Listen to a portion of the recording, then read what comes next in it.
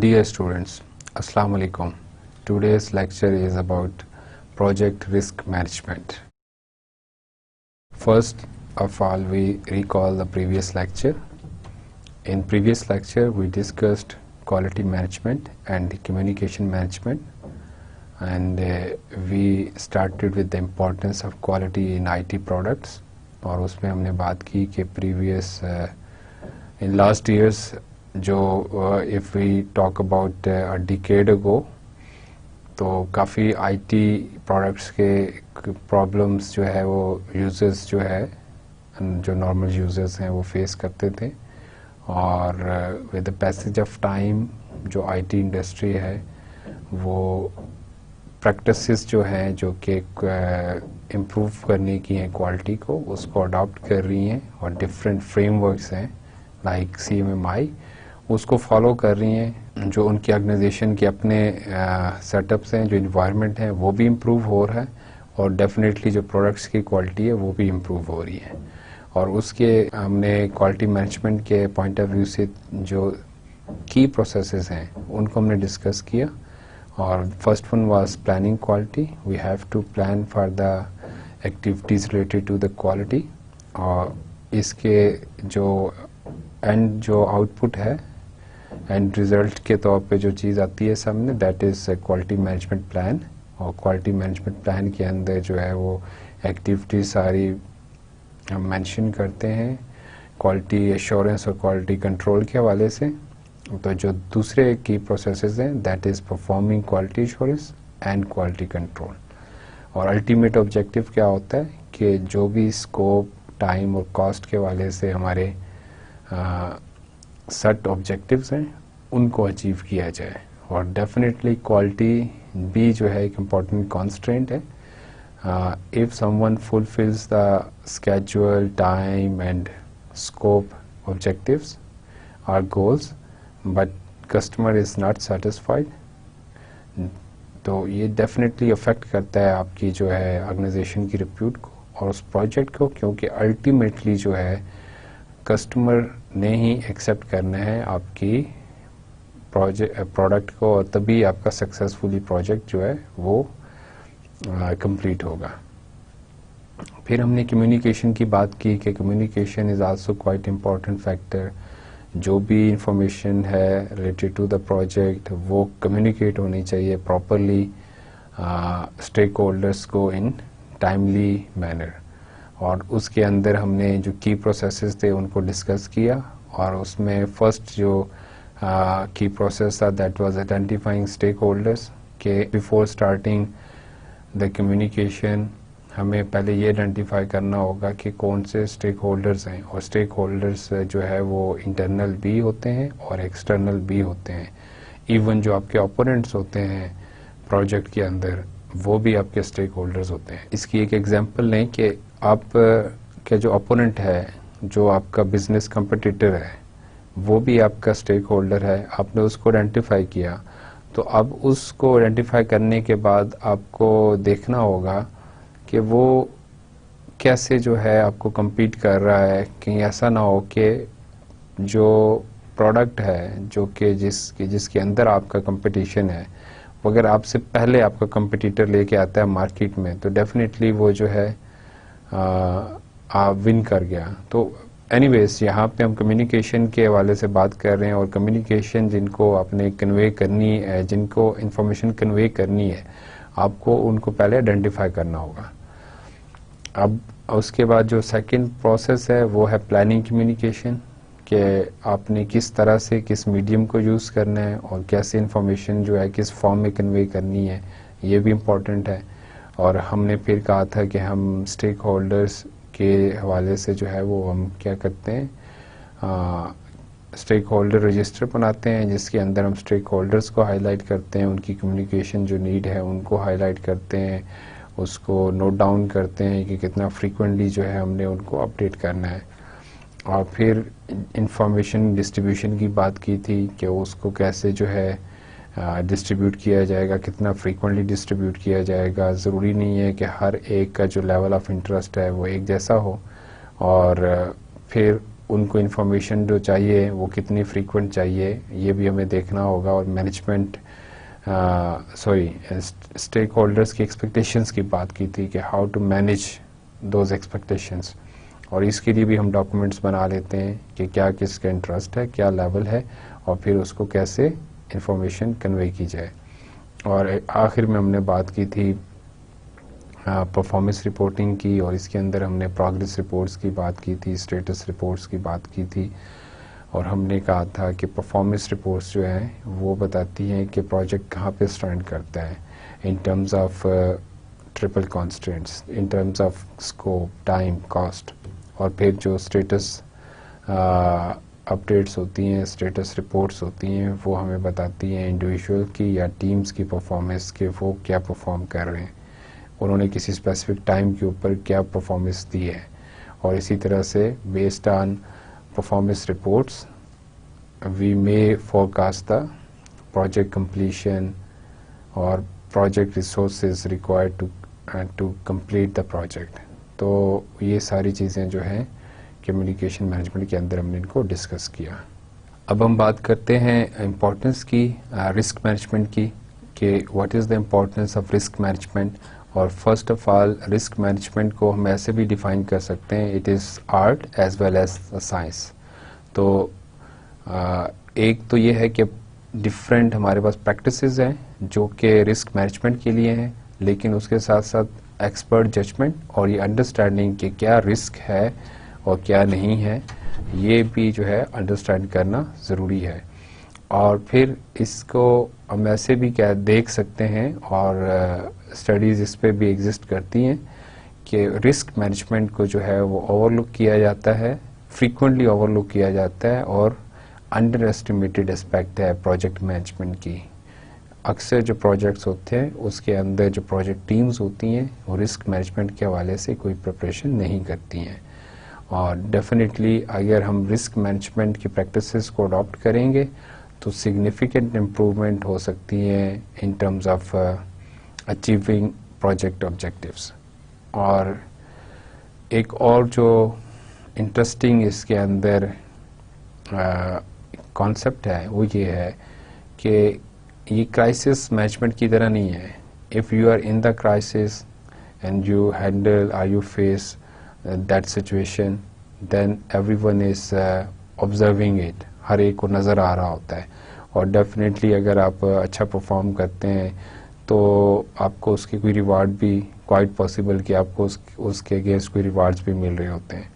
लेकिन जब आप अच्छी रिस्क मैनेजमेंट प्रैक्टिसेस को फॉलो करते हैं और आप अच्छे तरीके से रिस्क को मैनेज करते हैं तो ये कोई इसको नोटिस नहीं करता, और अनटिल अनलेस के कोई प्रॉब्लम अगर होगा तभी होगा। अदरवाइज अगर आप चीज़ों को प्रॉपर्ली हैंडल कर रहे हैं तो फिर no one will notice it. एक स्टडी इंटरेस्टिंग कंडक्ट हुई 38 ऑर्गेनाइजेशन के साथ, और इसके अंदर 4 डिफरेंट टाइप थी ऑर्गेनाइजेशंस की, engineering and construction, telecommunications, information system और software development and hi-tech manufacturing. और फिर इनके अंदर जो है वो देखा गया कि किस तरह से ये है डिफरेंट जो हमारी नॉलेज मैनेजमेंट एरियाज़ हैं, प्रोजेक्ट मैनेजमेंट की जो प्रैक्टिसेस हैं उसके अंदर ये कितनी मैच्योर हैं। तो इंटरेस्टिंगली या अनफॉर्चुनेटली जो रिस्क मैनेजमेंट है इसके अंदर इन जनरल सारी ऑर्गेनाइजेशंस जो है वो लोएस्ट इनका स्कोर था, और फिर इन स्पेसिफिक डोमेन्स के अंदर भी जो सॉफ्टवेयर डेवलपमेंट डोमेन है उसका स्कोर सबसे कम था इन रिस्क मैनेजमेंट, कि जो मेच्योरिटी है रिस्क मैनेजमेंट के हवाले से वो उसमें सबसे कम थी। इस स्लाइड के ऊपर एक और स्टडी देखें, और ये 260 सॉफ्टवेयर ऑर्गेनाइजेशन के साथ कंडक्ट की गई इन 2001। और इसके अंदर ये था कि अगर आप रिस्क मैनेजमेंट को इंक्लूड करते हैं और रिस्क मैनेजमेंट प्रैक्टिसेस को फॉलो करते हैं तो आपको किस तरह की जो है बेनिफिट्स हो सकते हैं। द पॉसिबल बेनिफिट्स जो हैं वो देखें आपके एक्स एक्सिस के ऊपर हैं, और फिर वाई एक्सिस के ऊपर जो है वो परसेंटेज ऑफ रिस्पोंडेंट्स दी हुई है। और फर्स्ट वन अगर आप देखें कि एंटिसिपेट अवॉइड प्रॉब्लम्स, कि अगर रिस्क मैनेजमेंट की प्रैक्टिसेस को आप फॉलो करेंगे तो 80% रिस्पोंडेंट ने कहा कि it will be helpful in anticipating और अवॉइडिंग प्रॉब्लम्स। इसी तरह से आप देखें कि 60% रिस्पोंडेंट का ये ख्याल था कि if you follow such practices then you can avoid or you can prevent surprises। ये 60% ने कहा। 47% ने कहा कि through these practices you can improve ability to negotiate।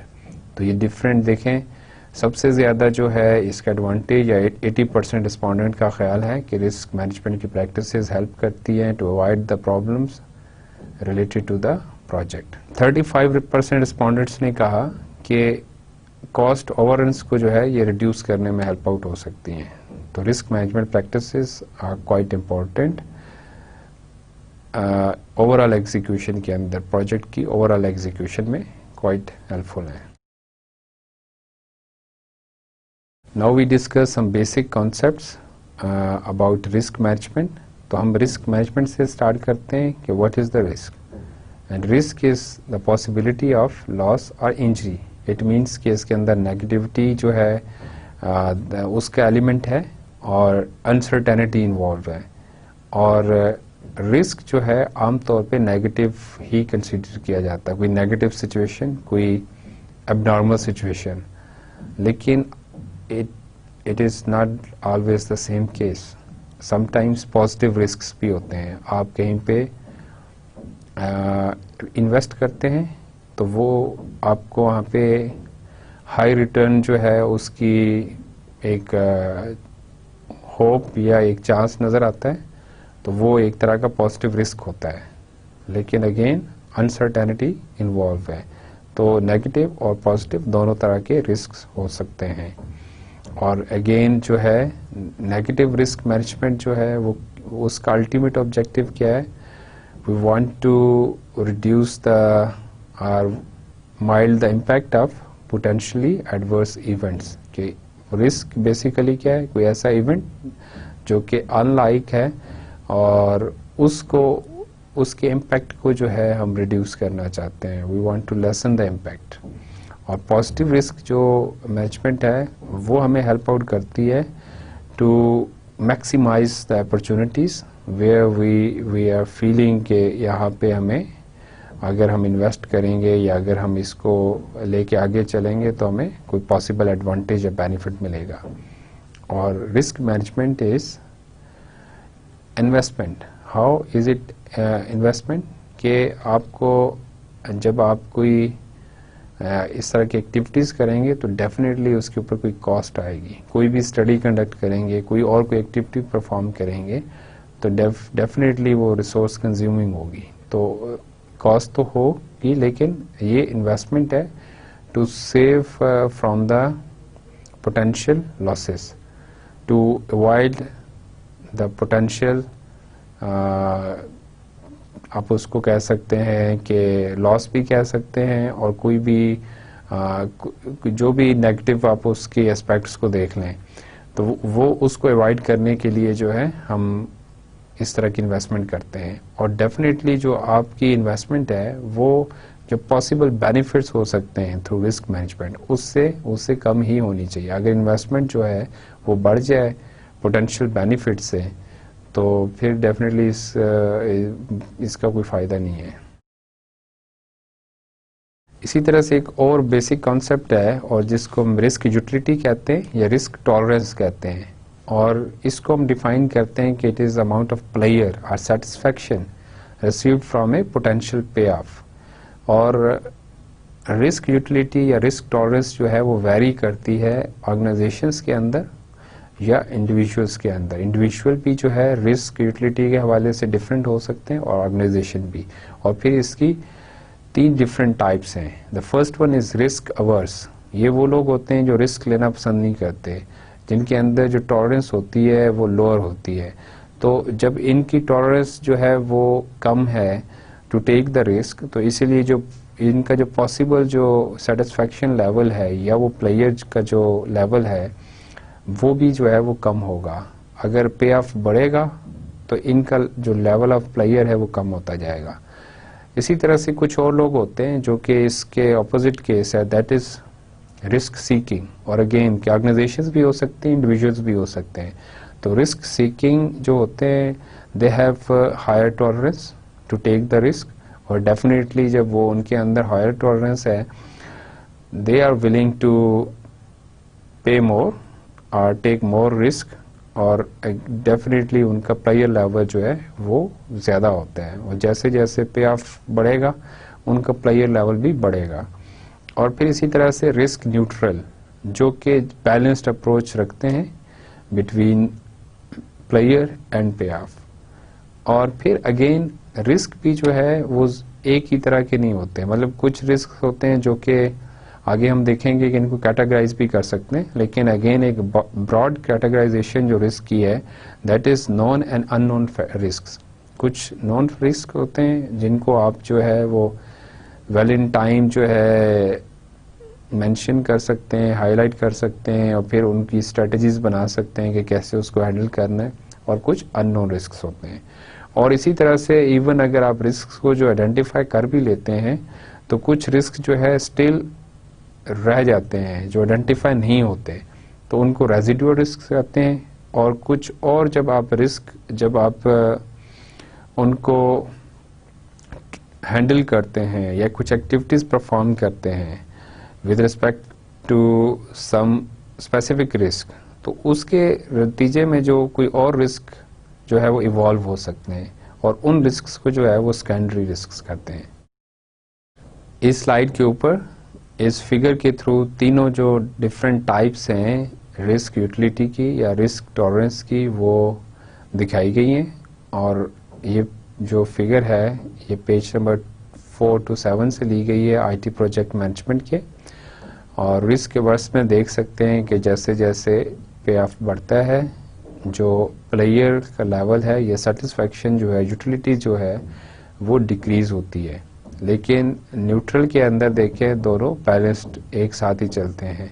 जबकि रिस्क सीकिंग के केस में क्या होता है कि जैसे जैसे पे ऑफ बढ़ता है पॉसिबल कॉस्ट या पॉसिबल जो आप उसके ऊपर अमाउंट जो है जो इन्वॉल्व होती है वो बढ़ती है, तो आपका लेवल ऑफ प्लेयर भी जो है वो बढ़ता है। अब हम बात करते हैं कि क्या की प्रोसेसेस हैं रिस्क मैनेजमेंट के। तो first one is planning risk management, then identifying risks. Third one is performing qualitative risk analysis. फिर उसके बाद performing quantitative risk analysis, planning risk responses, and finally monitoring and controlling risks. अब हम इनको one by one discuss करते हैं। Planning risk management के अंदर जो है जो की पॉइंट है वो डेफिनेटली यही है कि how to approach and plan for risk management activities. क्या कुछ एक्टिविटीज़ होंगी, कब परफॉर्म होंगी, किन रिस्क के अगेंस्ट परफॉर्म होंगी, तो ये सारी चीज़ें जो है वो हम डॉक्यूमेंट करते हैं। और जो आउटपुट होती है जो एंड जो हमारे पास आर्टिफैक्ट होता है that is risk management plan. और रिस्क मैनेजमेंट प्लान जो है वो ऑब्वियसली जब अर्ली फेजेस होती हैं प्रोजेक्ट की उस टाइम के ऊपर प्रिपेयर होता है and it needs frequent meeting. अगर आप फ्रीक्वेंटली जो है वो बैठते हैं इकट्ठे मीटिंग्स का अरेंज करते हैं और उसके अंदर प्लान करते हैं तो फिर ये आप डॉक्यूमेंट प्रिपेयर करते हैं। जब आप डॉक्यूमेंट प्रिपेयर करते हैं रिस्क मैनेजमेंट प्लान जब बनाते हैं तो रिस्क मैनेजमेंट पॉलिसीज उस ऑर्गेनाइजेशन की उसके अंदर जो रिस्क कैटेगरीज हैं जो प्रीवियस प्रोजेक्ट्स की लेसन लर्न रिपोर्ट्स हैं वो सारी जो है हमें हेल्प आउट करती हैं टू प्रिपेयर दैट डॉक्यूमेंट। और फिर उसके बाद आप जो है स्टेक होल्डर्स की भी अपनी अपनी जो है वो रिस्क टॉलरेंस होती है उसको भी आप रिव्यू करते हैं और ये आपको हेल्प आउट करती है जब आप बाद में प्रोजेक्ट एग्जीक्यूशन में देखते हैं कि कैसे डिफरेंट जो है इश्यूज को हैंडल करना है, तो वहाँ पे ये आपको काफ़ी हेल्पफुल होता है। जब आप ये डॉक्यूमेंट प्रिपेयर करते हैं तो आप रोल्स एंड रिस्पॉन्सिबिलिटीज़ भी जो है वो डिफाइन करते हैं और फिर उसके साथ आप जो बजट रिक्वायर्ड है या स्केड्यूल जो है आप उसको प्लान करते हैं फॉर रिस्क रिलेटेड एक्टिविटीज़। और फिर अगेन कि जो रिस्क मैनेजमेंट प्लान बनता है इसकी जो इन्फॉर्मेशन है वो वेरी करती है depending on the size of the project, size of the organisation. आप हो सकता है कि कोई छोटा सा प्रोजेक्ट है और उस ऑर्गेनाइजेशन के अंदर जो है वो एक पेज का कोई डॉक्यूमेंट बना दिया जाए, लेकिन कोई बड़ा प्रोजेक्ट है और उसके लिए एक डिटेल्ड डॉक्यूमेंट जो है वो बनाया जाए कि डिफरेंट जो रिस्क अकर हो सकते हैं इवेंट्स, उनको कैसे जो है वो हैंडल किया जाएगा। इस स्लाइड के अंदर देखें तो हमने कुछ टॉपिक्स जो है वो कवर किए हैं जो कि रिस्क मैनेजमेंट प्लान के अंदर आंसर जिनको किया जाना चाहिए। देखें फर्स्ट वन जो है it is about methodology, how will risk management be performed on this project, what tools and data sources are available and applicable। तो methodology की बात हो रही है और जब इस सेक्शन को रिस्क मैनेजमेंट प्लान के अंदर हम फिल करेंगे तो ये जो क्वेश्चंस हैं ये हमें हेल्प आउट करेंगे रेलेवेंट इंफॉर्मेशन के लिए। अगर आप सेकंड वन देखें तो रोल्स एंड रिस्पॉन्सिबिलिटीज़, तो इससे रिलेटेड जो क्वेश्चंस हैं, who are the individuals responsible for implementing specific tasks and providing deliverables related to risk management। तो जो भी रिस्पॉन्सिबल्स हैं उनको आइडेंटिफाई किया जाना ज़रूरी है और वो किस तरह की एक्टिविटीज़ या क्या उनके टास्क और रोल्स होंगे। तो सिमिलरली जो है बजट एंड स्केड्यूल्स रिलेटेड, और फिर रिस्क कैटेगरीज आप डिफाइन करते हैं, फिर रिस्क की क्या प्रोबेबिलिटी है और उसका इम्पैक्ट क्या होगा, और ये सारी चीज़ें जो है वो आप इस डॉक्यूमेंट के अंदर हाईलाइट करते हैं। रिस्क मैनेजमेंट प्लान के साथ साथ कुछ और भी प्लान्स आप करते हैं और डॉक्यूमेंट करते हैं। One of those plan is contingency plans, और ये क्या होते हैं कि अगर कोई रिस्क अकर होता है तो उस रिस्क के अगेंस्ट क्या प्री डिफाइंड एक्शंस हैं जो कि आप कर सकते हैं। और इसकी एग्जांपल ये हो सकती है कि suppose you are planning for some newer version of the software, और if that version is not available at that specific time you may go with the older version, और ऑन टाइम आप जो है अपने टास्क को और अपने product को जो है वो बना लें, डेवलप कर लें। तो ये एक जो है इस तरह के प्लान्स जो है वो आप बनाते हैं। इसी तरह से फॉल बैक प्लान्स होते हैं, और जो डिफरेंट जो हाई इम्पैक्ट जो रिस्क होते हैं जिनका इम्पैक्ट ज़्यादा होता है उसको कैसे डील करना है, और डिफरेंट अगर उसके अगेंस्ट प्लान जो है वो अगर फ्लॉप होते हैं या नहीं हो सकते किसी वजह से, तो उसके अगेंस्ट अल्टीमेट क्या प्लान होगा। ये इस तरह की जो स्ट्रेटजीज़ होती हैं, जो एक्शंस होते हैं, वो फॉल बैक प्लान्स में होते हैं। और कंटिजेंसी रिजर्व्स और अलाउंसेस होते हैं, और ये अगेन कुछ अमाउंट होती है जो कि अगर सपोज कोई इवेंट अकर होता है ऐसा जिसको मिटिगेट किया जा सकता है, जिसको मिनिमाइज़ किया जा सकता है through some fund, through some cost, तो उस तरह के जो है रिजर्व और अलाउंसेस इसके अंदर कंसिडर होते हैं। इस स्लाइड के ऊपर देखें तो कॉमन सोर्सेज बताए गए हैं रिस्क के आईटी प्रोजेक्ट्स के अंदर स्पेशली, और ये अगेन स्टैंडिश ग्रुप की एक स्टडी है। 60 आईटी प्रोफेशनल्स के साथ इंटरव्यूज़ किए गए, क्वेश्चनर्स के थ्रू उनसे इंफॉर्मेशन ली गई और उनसे पूछा गया, ये जो भी क्राइटेरियन यहाँ पे हाईलाइट किए गए हैं इस टेबल के अंदर, उससे रिलेटेड डिफरेंट क्वेश्चंस पूछे गए और फिर उन क्वेश्चंस को उन्होंने रैंक किया, और उससे हमें पता चला कि ये कितनी उसकी रेलेवेंट इम्पोर्टेंस है। तो first one is user involvement, और यूज़र इन्वॉल्वमेंट में देखें कि ये मोस्ट कॉमन सोर्स है। इट मीन्स कि 19 जो है इसको स्कोर दिया गया, इसकी जो इम्पोर्टेंस को 19 ये सबसे बड़ा स्कोर है इस पूरे टेबल के अंदर। टोटल 100 के ऊपर उसको स्केल किया गया। तो यूज़र इन्वॉल्वमेंट अगर प्रॉपरली नहीं होगी तो आपको जो प्रोजेक्ट है आपका उसके अंदर डिफरेंट तरह के रिस्क जो है फेलियर के और प्रॉपरली कंप्लीट ना होने के वो बढ़ जाएंगे। इसी तरह से एग्जेक्टिव मैनेजमेंट सपोर्ट देखें, ये भी क्वाइट इम्पॉर्टेंट है। अगर एग्जेक्टिव मैनेजमेंट सपोर्ट नहीं होगी, टॉप मैनेजमेंट प्रॉपरली अगर आप उसको कम्युनिकेट नहीं करेंगे और उसको जो है अपने वो टीम को सपोर्ट नहीं करेगी, तो फिर ये भी एक प्रॉब्लमेटिक एरिया है जिसकी वेटेज जो है वो 16 है। इसी तरह से क्लियर स्टेटमेंट ऑफ रिक्वायरमेंट्स जो है ये भी एक सोर्स है रिस्क का, और अक्सर आईटी प्रोजेक्ट्स के अंदर यही होता है कि नो वेल डिफाइंड रिक्वायरमेंट्स, ठीक है, और उसकी वजह से जो एम्बिगुअस सेट ऑफ रिक्वायरमेंट्स होता है उसको लेके चलते हैं, तो अल्टीमेटली जो प्रोजेक्ट है, जो प्रोडक्ट बनती है, वो कस्टमर उससे सेटिस्फाई नहीं होता और फिर प्रॉब्लम क्रिएट होते हैं। इसी तरह से proper planning, realistic expectations, smaller project milestones, तो ये सारे देखें कि वो एरियाज़ हैं, ये सोर्सेज हैं पॉसिबल कि जिनको हमें प्रॉपरली देखने की ज़रूरत है, प्रॉपरली एड्रेस करने की ज़रूरत है। और अगर इन एरियाज़ के अंदर जो है हम कोई पॉसिबल रिस्क हैं अगर उनको आइडेंटिफाई करेंगे और प्रॉपरली जो है उसके अगेंस्ट एक्शन होंगे, तो प्रोजेक्ट की जो सक्सेसफुल कंप्लीशन है उसके चांसेस बढ़ जाएंगे।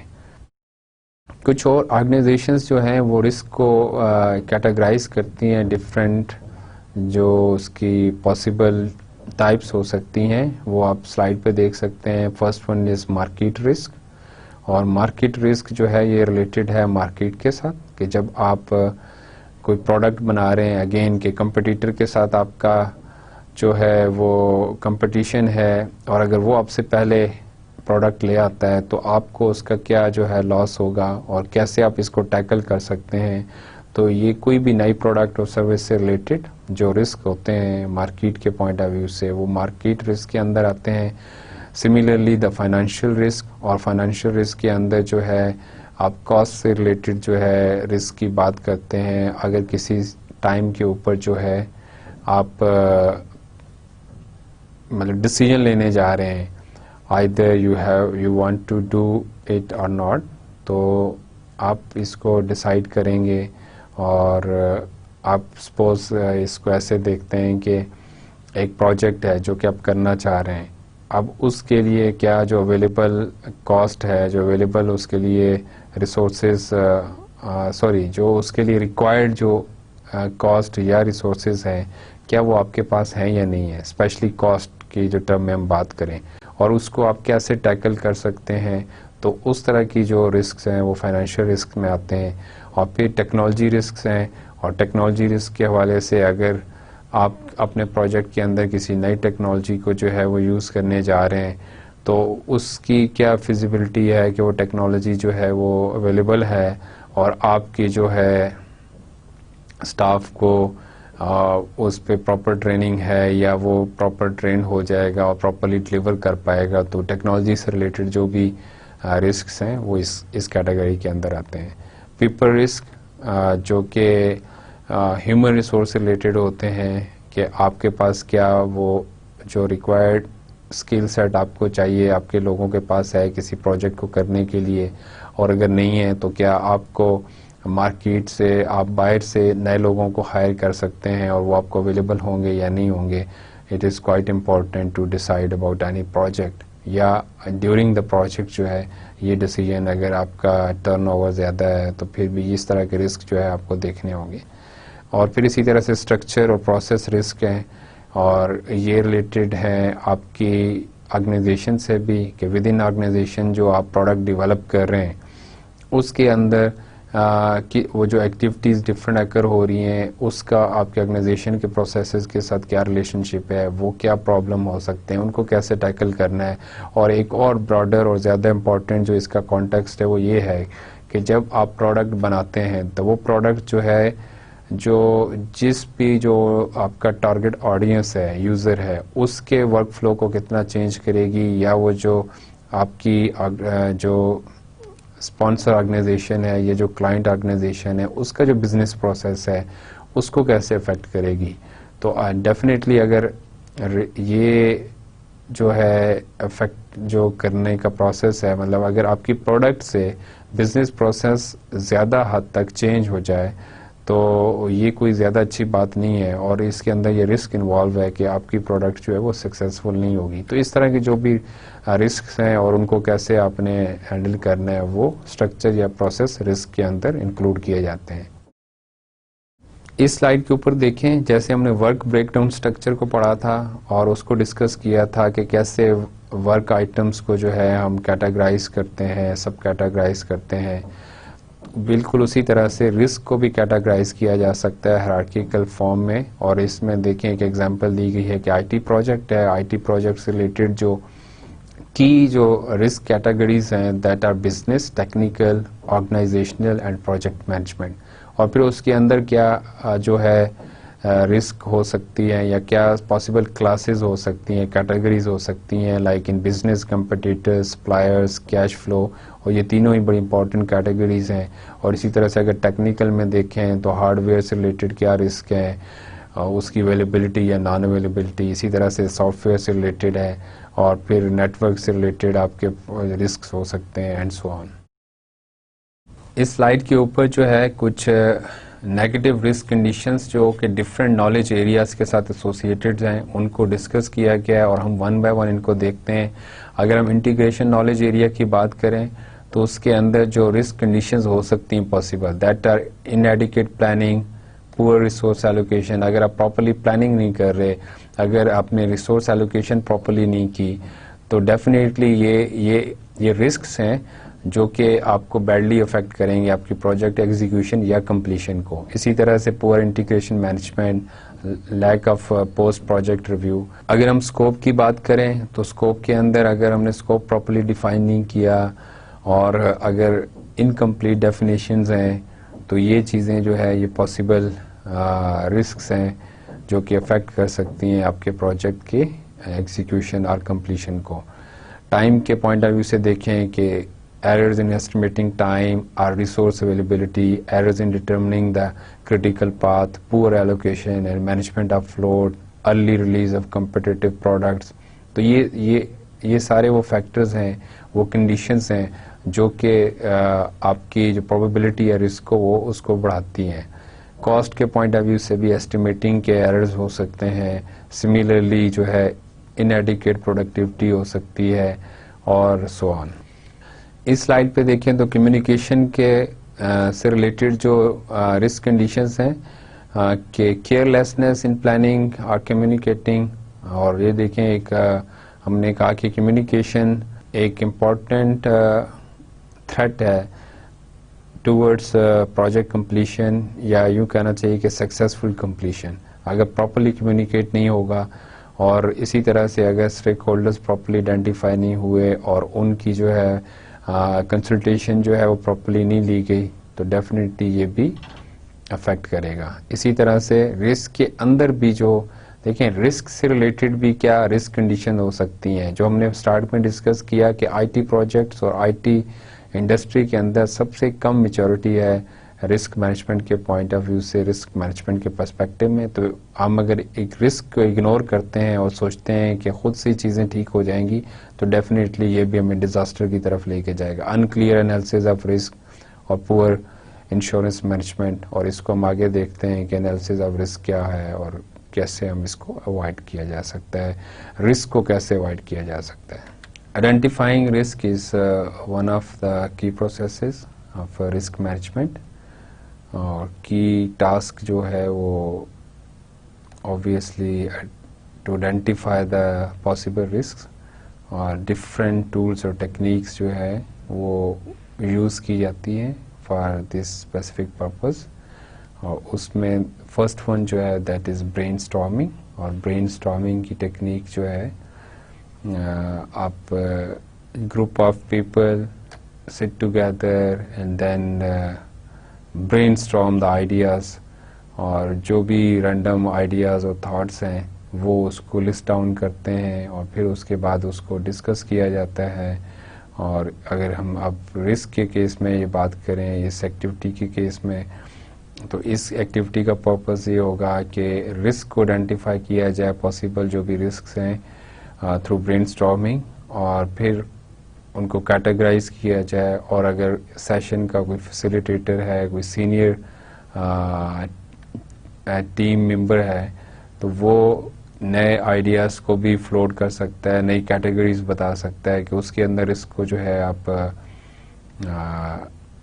राइट डाउन करें और सोचें और ब्रेनस्टॉर्मिंग जो है गुड टेक्निक है जब आपके पास कोई नए आपको आइडियाज़ और आपका प्रोजेक्ट की नेचर कुछ इस तरह की है कि पहले से उसके ऊपर आपके पास अवेलेबल इंफॉर्मेशन बहुत लिमिटेड सी है, तो इसके थ्रू आप जो है रिस्क को आइडेंटिफाई कर सकते हैं। लेकिन इसके कुछ अपने ड्रॉबैक्स हैं और वो ड्रॉबैक्स जो है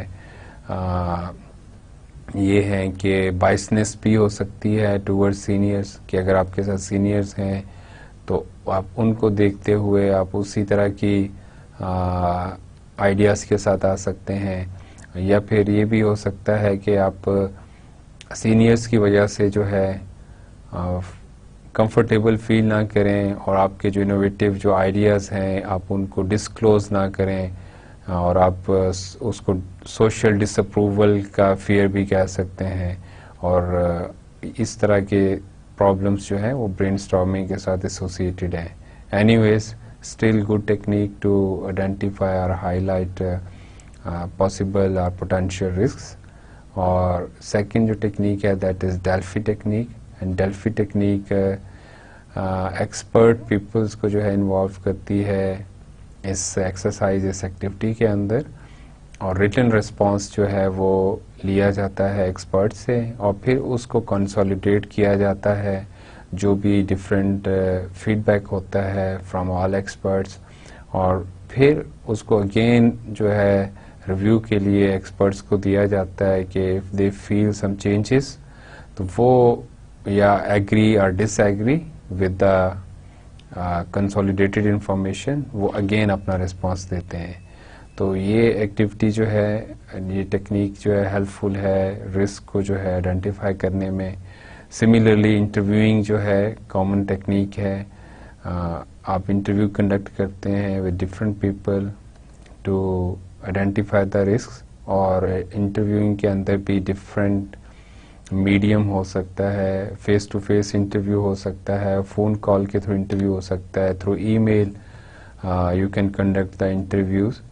और इसी तरह से जब आप इंटरव्यू कंडक्ट करते हैं you must have some guideline जिसको आप फॉलो करें, कोई सेट ऑफ क्वेश्चंस होना चाहिए, और इसके थ्रू जो है पॉसिबल रिस्क को आइडेंटिफाई किया जा सकता है। सिमिलरली एक और टेक्निक स्वॉट एनालिसिस है। स्वॉट एनालिसिस जो है वो प्रोजेक्ट सिलेक्शन के प्रोसेस के अंदर भी हेल्पफुल होती है, और स्वॉट stands for strengths, weaknesses, opportunities and threats, कि आपकी ऑर्गेनाइजेशन की क्या स्ट्रेंथ्स हैं, किस तरह से आप उसको मैक्सिमाइज कर सकते हैं, यूटिलाइज कर सकते हैं for some specific project.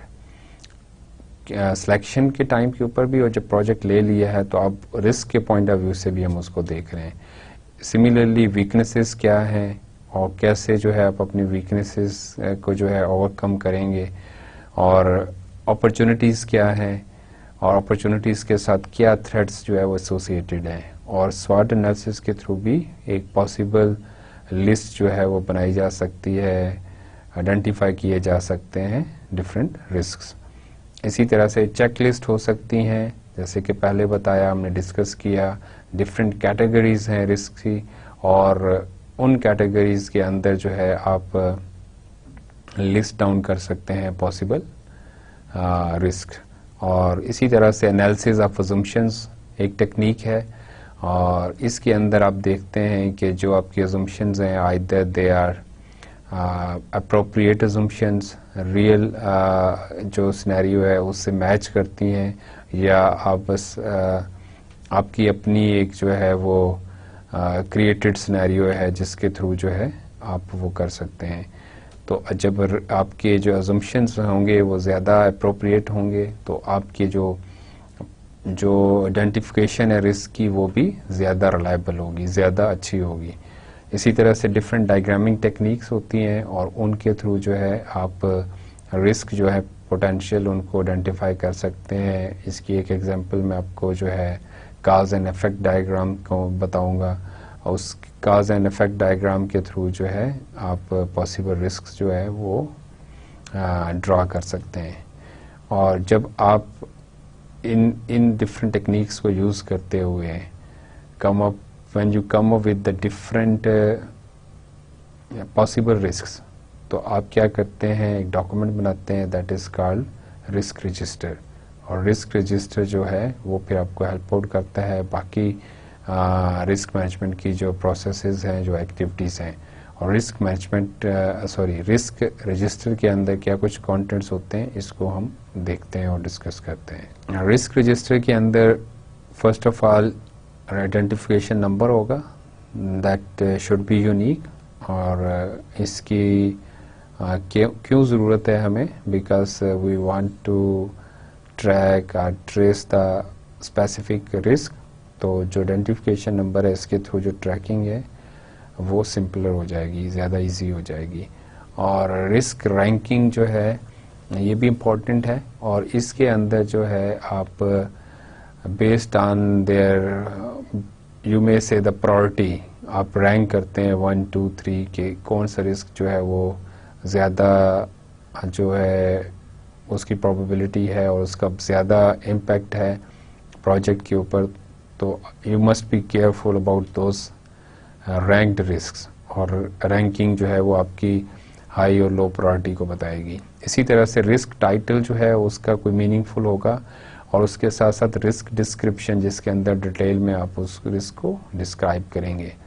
Risk category जो है डिफरेंट कैटेगरीज जो डिफाइन की होंगी वो उसमें से किस कैटेगरी में फॉल करता है वो आप मेंशन करेंगे। इसी तरह से रूट काज क्या पॉसिबल जो है उसका ओरिजिन हो सकता है रिस्क का और आप उसको डॉक्यूमेंट करते हैं। प्लस क्या वो पॉसिबल इवेंट्स हो सकते हैं जिनके थ्रू वो जो ट्रिगर करेगा रिस्क वो भी आप डॉक्यूमेंट करते हैं। पोटेंशियल रिस्पॉन्सेस क्या एक्शंस होंगे, how to tackle those occurred events, तो वो भी आप सारे लिस्ट डाउन करते हैं। प्लस रिस्क ऑनर आप डिस्क्राइब करते हैं कि जब अगर वो इवेंट अकर होता है तो कौन उसका रिस्पॉन्सिबल होगा। सिमिलरली उस रिस्क की क्या प्रोबेबिलिटी है अकर होने की, क्या उसका इम्पैक्ट है, आपको ये भी उसमें हाईलाइट करना होता है। और इसी तरह से रिस्क स्टेटस जो है वो बताते हैं। रिस्क स्टेटस मीन्स कि क्या ये पहले से इवेंट जो है वो अकर हो गया है या होना है, या ये अब ये रिस्क जो है ये इररेलेवेंट हो गया है और फर्दर एग्जिस्ट नहीं करता। तो ये सारे जो चीज़ें हैं वो रिस्क रजिस्टर के अंदर डॉक्यूमेंट की जाती हैं। नेक्स्ट जो की प्रोसेस है that is performing qualitative risk analysis. और इसके अंदर जब हम क्वालिटेटिव रिस्क की बात करते हैं तो अगेन ये सब्जेक्टिव है और इंडिविजुअल टू इंडिविजुअल वेरी करता है। और एक्सपर्ट जजमेंट जो है इसमें बहुत इम्पॉर्टेंट है। और पर्पस क्या है, we have to assess the likelihood and impact of identified risk. Different techniques इसके अंदर यूज़ हो सकती हैं। एक टेक्निक जो है वो प्रोबेबिलिटी इम्पैक्ट मैट्रिक्स है। अगर आप ये मैट्रिक्स जो है क्रिएट करें उसके अंदर आप रिस्क को जो है वो क्लासिफाई करते हैं और ये आपको हेल्प आउट करता है पोटेंशियल जो रिस्क जिनके चांसेस हाई हों उनको जो है ऑब्जर्व करने में, और अगर वो अकर होते हैं तो क्या फिर आपके एक्शंस होंगे। हम ये स्लाइड पे इसकी एक एग्जांपल देखते हैं। यहाँ पे देखें कि एक्स एक्सिस के ऊपर इम्पैक्ट है जिसको लो, मीडियम और हाई में क्लासिफाई किया गया है। वाई एक्सिस के ऊपर प्रोबेबिलिटी है and the same classification high, medium and low. और इसके अंदर कुछ रिस्क जो है उनको लिस्ट डाउन किया गया है। और अगर आप रिस्क नंबर 6 को देखें तो इसकी अकर होने की प्रोबेबिलिटी वो काफ़ी हाई है लेकिन इसका जो इम्पैक्ट है वो लो है।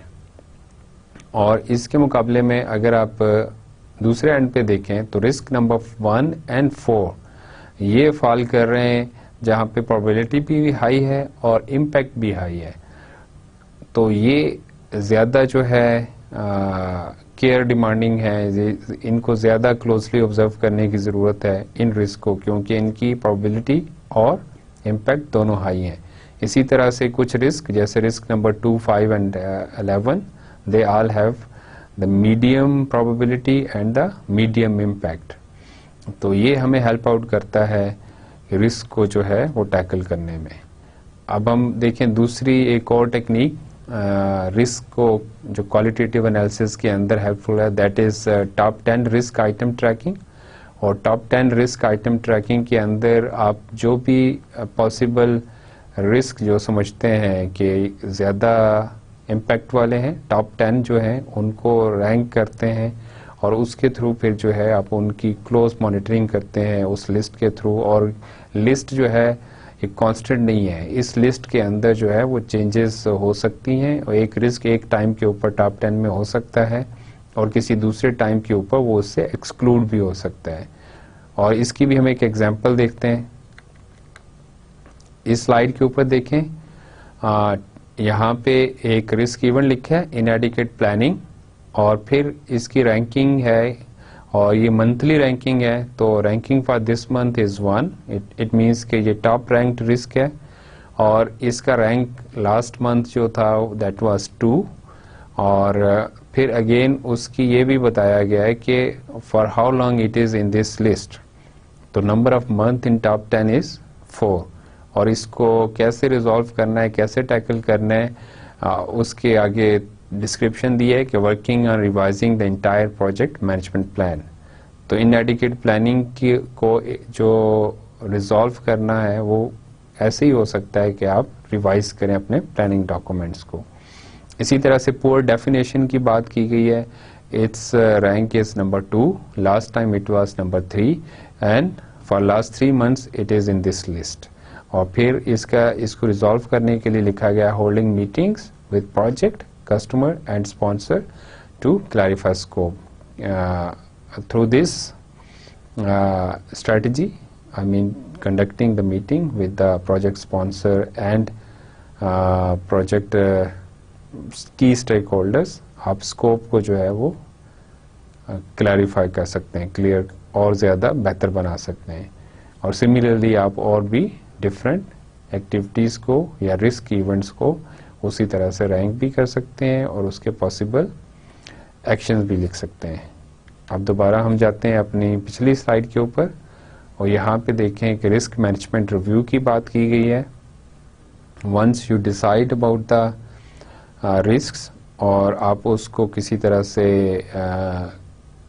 क्वालिटेटिवली जो है उसको लिस्ट डाउन कर लेते हैं या रैंक कर लेते हैं, तो जो आपके रिव्यूज़ हैं वो आपको हेल्प आउट करते हैं इस चीज़ के अंदर कि क्या वो रिस्क अकर हो गया है और उसके अकरेंस के अगेंस्ट हमने क्या स्ट्रेटजी अडॉप्ट की, क्या एक्शन हमने परफॉर्म किया और अब करंट स्टेटस क्या है। तो risk management reviews are quite important to properly handle the risks. और फिर जो भी आपकी अपडेशन है वो रिफ्लेक्ट होनी चाहिए आपके रिस्क रजिस्टर्स के अंदर। अगर वो अपडेट नहीं करेंगे तो डेफिनेटली फिर भी प्रॉब्लम्स आएंगे। एंड इसी तरह से एक और जो डॉक्यूमेंट होता है that is called watch list. और वॉच लिस्ट के अंदर वो पॉसिबल रिस्क्स हो सकते हैं जो कि अभी तो नहीं है, ना तो टॉप 10 में है, ना उन पॉसिबल रिस्क के अंदर हैं जो कि इस वक्त प्रॉब्लमेटिक हो सकते हैं, लेकिन on any later stage they may be problematic. तो उस तरह के जो पॉसिबल इवेंट्स हैं वो वॉच लिस्ट के अंदर होते हैं और उनको भी ऑब्जर्व करते रहना चाहिए। When we talk about performing quantitative risk analysis, तो quantitative risk analysis number game है और नंबर्स की बेस के ऊपर, फैक्ट्स एंड फिगर की बेस के ऊपर वी हैव टू एनालाइज।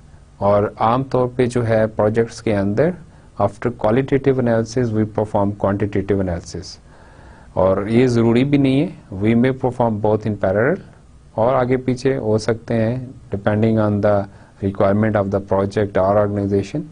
और इसके अंदर जो मेन टेक्निक्स हैं उसमें एक डेटा गैदरिंग टेक्निक है। और डेटा गैदरिंग मीन्स कि आप जो आपके एक्सपर्ट्स हैं, जो की जो स्टेक होल्डर्स हैं, उनसे जो है आप थ्रू इंटरव्यूज़ और सम अदर मीडियम जो है आप उनसे फैक्ट्स लेते हैं और उन फैक्ट्स की बेस के ऊपर आप डिसाइड करते हैं, क्वांटिटेटिव एनालिसिस करते हैं फॉर द रिस्क मैनेजमेंट। और इसी तरह से डिसीजन ट्रीज होते हैं, ये भी एक टेक्निक है जिसके अंदर आप थ्रू डायग्राम्स और विद सम स्पेसिफिक वैल्यूज़। आप कोई अजम्पशंस होती हैं, कोई प्रोबेबिलिटीज़ होती हैं इवेंट्स के अकर होने की, उनको यूज़ करते हुए आप क्वांटिटेटिव जो है एनालिसिस कर सकते हैं। और उसके अंदर एक टेक्निक एक्सपेक्टेड मॉनेटरी वैल्यू है, जैसे हमने अर्न वैल्यू मैनेजमेंट पढ़ा था, वैसे ही एक्सपेक्टेड मॉनेटरी वैल्यू एक टेक्निक है जिसके अंदर कुछ आप वैल्यूज़ लेके और फिर कैलकुलेशन कर सकते हैं और क्वांटिटेटिव एनालिसिस कर सकते हैं। इसी तरह से आप सिमुलेशंस कर सकते हैं, और अगेन सिमुलेशंस के अंदर आप you have to define some parameters and you have to have some values, or based on those values you perform the simulation again and again, and then you come up with some numbers, some findings, और वो quantitative analysis जो है। और उसके अंदर एक technique जो काफ़ी कॉमन है, that is that is called Monte Carlo analysis, और अक्सर जो है इसकी different domains के अंदर इसकी applications है। इसी तरह से सेंसिटिविटी एनालिसिस होता है, और जो भी डिफरेंट टेक्निक्स हैं उन टेक्निक्स की बेस के ऊपर जो आपके एनालिसिस है, based on those analysis you have to update the risk registers. अब हम बात करते हैं रिस्क रिस्पॉन्सेस प्लानिंग की, और इसके अंदर you have to develop options and define the strategies for dealing with the risks. जो भी इवेंट अकर हो गए हैं, अब उसको कैसे जो है आपने मैनेज करना है, कैसे उसको बेहतर बनाना है, उस सिचुएशन से कैसे निकलना है, उस तरह की जो प्लानिंग है वो इसके अंदर आती है। और डिफरेंट स्ट्रेटजीज हैं, अगेन नेगेटिव रिस्क और पॉजिटिव रिस्क होते हैं। तो नेगेटिव रिस्क के लिए जो स्ट्रेटजीज हैं, the first one is risk avoidance. और रिस्क अवॉइडेंस मीन के you try to eliminate the cause to occur that specific event. और इसकी एग्जांपल ऐसे है कि अगर आपने प्लान किया है एक प्रोडक्ट डेवलप करनी है विद सम न्यूअर वर्जन, कोई नया वर्जन है किसी सॉफ्टवेयर का, उसको यूज़ करते हुए अपने डेवलपमेंट करनी है, और आप फोरसी कर सकते हैं कि प्रॉब्लम हो सकता है नया वर्जन लेने में और अपने स्टाफ को ट्रेन करने में, और जबकि पुराने वर्जन के साथ भी आपका प्रोजेक्ट जो है वो एग्जीक्यूट हो सकता है सक्सेसफुली। तो आप रादर देन कि आप you go for the new version of the software, you use the older one, और ये जो है रिस्क अवॉइडेंस है। इसी तरह से रिस्क एक्सेप्टेंस होती है, ये भी स्ट्रेटजी जो है, इस स्ट्रेटजी के अंदर आप कोई रिस्क अगर अकर होता है, कोई इवेंट ऐसा अकर होता है, तो आप एक्सेप्ट करते हैं, you accept the consequences of the event, और आप उसके लिए you are mentally prepare for that event. तो इसको जो है रिस्क एक्सेप्टेंस कहते हैं। इसी तरह से रिस्क ट्रांसफरेंस होती है। रिस्क ट्रांसफरेंस स्ट्रेटजी जो है, इसके अंदर आप रिस्क को जो है वो ट्रांसफ़र करते हैं टूवर्ड्स एन अदर पार्टी। जो भी कंसिक्वेंसेस हैं, रिस्क अगर जब होगा उसके जो कंसिक्वेंसेस होंगे वो आपने दूसरी पार्टी को ट्रांसफ़र किए हैं। इसकी एग्जांपल इंश्योरेंस की है कि इंश्योरेंस कंपनीज जो होती हैं वो बेसिकली उनको आप रिस्क ट्रांसफ़र कर रहे होते हैं। अगर रियल लाइफ में देखें तो अगर आपने लेट्स से कि हेल्थ इंश्योरेंस कराई है, तो इफ़ यू आर सिक, तो वो जो सिकनेस है जो आपको कॉस्ट आएगी वो आपकी इंश्योरेंस कंपनी उसको पे करेगी। सिमिलरली रिस्क मिटिगेशन जो है एक और स्ट्रेटजी है, और इसके अंदर you try to reduce the impact of the risk. जो भी इवेंट अकर हुआ है उसके अगेंस्ट जो उसका इम्पैक्ट है, आप उसको जो है मिनिमाइज करते हैं, और that is called risk mitigation. Similarly, we have strategies for positive risks. The first one is risk exploitation. Risk exploitation जो है, you try to create the environment जिसके अंदर आप ज़्यादा से ज़्यादा जो है इस चीज़ को यकीनी बनाते हैं कि वो रिस्क अकर हो, वो इवेंट जो है वो अकर हो, because it is positive risk, it is sort of opportunity, तो आप उसके लिए उसको एक्सप्लॉइट करते हैं। सिमिलरली रिस्क शेयरिंग जो है ये एक और स्ट्रेटजी है, और इस स्ट्रेटजी के अंदर you share the ownership of that possible risk, the positive risk, that a possible opportunity with someone else. और थर्ड एक और स्ट्रेटजी है, that is called risk enhancement. और रिस्क इन्हांसमेंट के अंदर you try to maximise the opportunity the way you can maximise it. और फिर risk tolerance acceptance की बात होती है, और ये कोई इतनी अच्छी स्ट्रेटजी नहीं है. इसके अंदर वेट एंड सी पॉलिसी कह सकते हैं इसको. इसमें आप कोई एक्स्ट्रा एफर्ट नहीं करते and you just wait to happen it. Monitoring and controlling risk की बात करते हैं, और जितनी भी आपकी एक्टिविटीज़ जो हमने पहले डिस्कस की रिस्क मैनेजमेंट के प्रोसेसेस, उससे रिलेटेड जो भी एक्टिविटीज़ हैं, that all are part of the monitoring and controlling risk. और रिस्क अवेयरनेस क्रिएट होती है when you perform such activities. आपके स्टेक होल्डर्स जो हैं वो अपडेटेड होते हैं, और अपडेटेड इंफॉर्मेशन जब उनको मिलेगी तो ज़्यादा बेहतर डिसीजंस होंगे. इसी तरह से जो है जब रिस्क अकर होते हैं और जब आप उसकी मॉनिटरिंग एंड कंट्रोलिंग करते हैं, तो most of the time you do redistribution of the resources.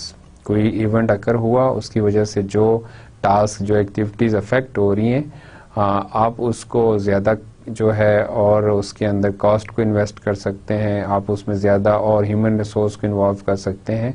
तो रीडिस्ट्रीब्यूशन जो है उसका एक नेचुरल जो है कंसिक्वेंस है.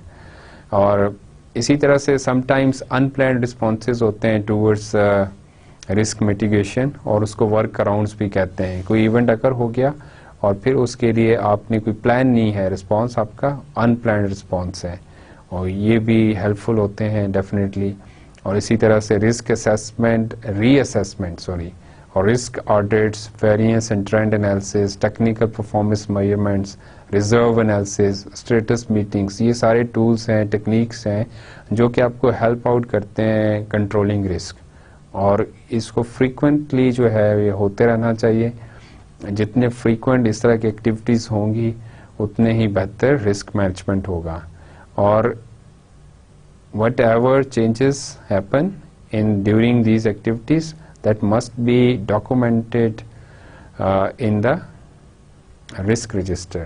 तो रिस्क रजिस्टर जो है वो ऑल द टाइम अपडेटेड होना चाहिए. अगर वो अपडेटेड नहीं होगा तो तब भी ये प्रॉब्लम होगा.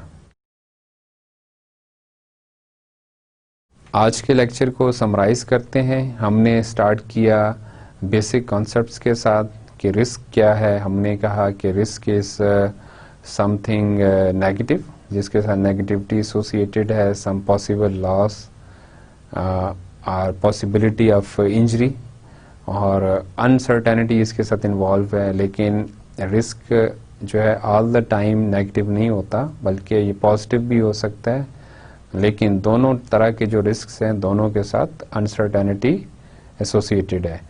और फिर हमने बात की कि how to manage this positive and negative risk, और उसके अंदर हमने कहा कि रिस्क टॉलरेंस जो है वो वेरी करता है इन इंडिविजुअल्स एंड ऑर्गेनाइजेशंस. और कुछ जो है ऑर्गेनाइजेशंस या इंडिविजुअल्स रिस्क अवर्स होते हैं, वो पे ऑफ जब बढ़ता है तो उनका लेवल ऑफ सेटिस्फेक्शन या प्लेयर जो है वो कम होता है. और इसके अगेंस्ट जो रिस्क सीकिंग होते हैं उनका लेवल ऑफ सेटिस्फेक्शन बढ़ता चला जाता है जैसे जैसे पे ऑफ बढ़ता है. और रिस्क न्यूट्रल जो है वो बैलेंस अप्रोच के साथ होते हैं बिटवीन पे of and level of satisfaction. और फिर हमने प्लानिंग रिस्क मैनेजमेंट की बात की. उसके अंदर हमने कहा कि रिस्क मैनेजमेंट प्लान जो है वो डेवलप करते हैं, और उसके अंदर वो सारी जो डिफरेंट डॉक्यूमेंटेशन है पॉसिबल, वो रिलेटेड टू द रिस्क, कि क्या रिस्क है, क्या उसके अगेंस्ट एक्शन होंगे, क्या स्ट्रेटजीज होंगी, वो सारी हम प्लान जो है वो उसके साथ साथ कंटिजेंसी और फॉल बैक प्लान्स की भी हमने बात की और उनको हमने डिस्कस किया. आइडेंटिफाइंग रिस्क के अंदर हमने डिफरेंट टेक्निक्स को डिस्कस किया कि कैसे वो हमें हेल्प आउट करती हैं टू आइडेंटिफाई पोटेंशियल रिस्क. और ब्रेनस्टॉर्मिंग की बात की कि ब्रेनस्टॉर्मिंग के अंदर आप ग्रुप सेशंस के अंदर try to identify risk and their categories, और फिर उसको आप कोई फैसिलिटेटर के थ्रू जो है रीऑर्गेनाइज भी कर सकते हैं और कंक्लूड भी कर सकते हैं, और इसके अपने ड्रॉबैक्स हैं जिनको हमने डिस्कस किया। फिर Delphi technique that involves experts opinion, और एक दफ़ा नहीं बल्कि मल्टीपल आइट्रेशंस होती हैं, और फिर थ्रू मल्टीपल आइट्रेशंस जो है कंसेंसस डेवलप किया जाता है about the any topic of interest. जैसे इस केस के अंदर हम रिस्क की बात कर रहे हैं, तो रिस्क अगर आइडेंटिफाई करने हैं तो वो अल्टीमेट जो हमें मिलेगा वो लिस्ट ऑफ रिस्क होगी। इंटरव्यूइंग की बात की कि इंटरव्यू भी हमें हेल्प आउट करते हैं और हम रिस्क आइडेंटिफाई कर सकते हैं।